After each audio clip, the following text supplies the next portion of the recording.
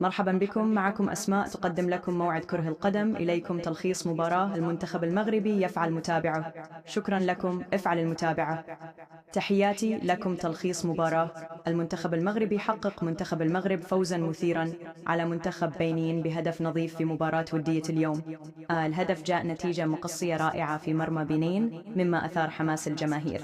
تم تسجيل هدف الفوز في الدقيقة 70 ليؤكد تفوق المنتخب المغربي.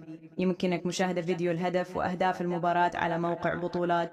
إذا كنت تتسرب في مشاهدة أنه المزيد من أهداف ومباريات المنتخب المغربي، يمكنك زيارة موقع بطولات. تعتبر هذه المباراة خطوة مهمة في استعدادات المنتخب المغربي للمنافسات القادمة. الأداء القوي للمنتخب يبعث على الأمل في تحقيق نتائج جيدة في المباريات القادمة. تاريخ المنتخب المغربي مليء بالنجاحات والتحديات، وهو ما يجعل هذه اللحظات أكثر أهمية. مع مرور الوقت يظل المنتخب المغربي يسعى للتميز على الساحة الدولية.